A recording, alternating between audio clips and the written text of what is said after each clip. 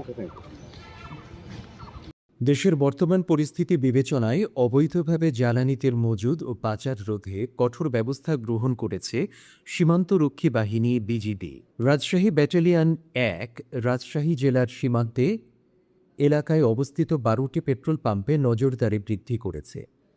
এছাড়াও আজ থেকে রাজশাহী রেল স্টেশন সংলগ্ন পদ্মা ও যমুনা অয়েল ডিপো এলাকায় চেকপোস্ট পরিচালনা শুরু করেছে। এমনকি সীমান্ত এলাকা পদ্মার চরেও নজরদারি বৃদ্ধি করা হয়েছে। জানেন এপিওএল এর এই বর্তমান ক্রাইসিসের উপর ভিত্তি করে আমাদের সকল আইন শৃঙ্খলা রক্ষাকারী বাহিনী ডেপ্লয়েড আছে। বিজিবিকে স্পেশালি ডেপ্লয় করা হয়েছে ডেপোগুলোর সিকিউরিটি দেওয়ার জন্য। তো আমাদের রাজশাহী এলাকায় 3টি ডেপো আছে। 3টি ডেপোতে আমরা 3 প্লাটুন বিজিবি মোতায়েন করা হয়েছে এবং এর মূল উদ্দেশ্য হলো জ্বালানি ডিপোর সার্বিক নিরাপত্তা দেওয়া, ডিপো থেকে পেট্রোল পাম্পগুলোতে সঠিকভাবে সরবরাহ নিশ্চিত করা এবং সীমান্তবর্তী এলাকা দিয়ে যাতে পিওএল পাচার হতে না পারে সেই ব্যাপারে কার্যক্রম গ্রহণ করা এবং হলো অবৈধ মজুদ যাতে গ্রহণ করতে না পারে।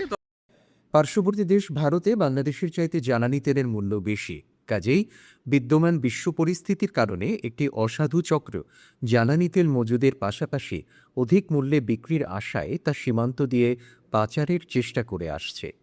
রাজশাহী ব্যাটালিয়ন ১ বিজিবির অধিনায়ক লেফটেন্যান্ট কর্নেল রিয়াজ শাহরিয়ার জানান, বিদ্যমান পরিস্থিতিতে কেউ যাতে জ্বালানি তেল অবৈধভাবে মজুদ করতে না পারে এবং সীমান্ত দিয়ে যাতে কেউ তা পাচার করতে না পারে, এজন্য টহলের পাশাপাশি গোয়েন্দা নজরদারি বৃদ্ধি করা হয়েছে।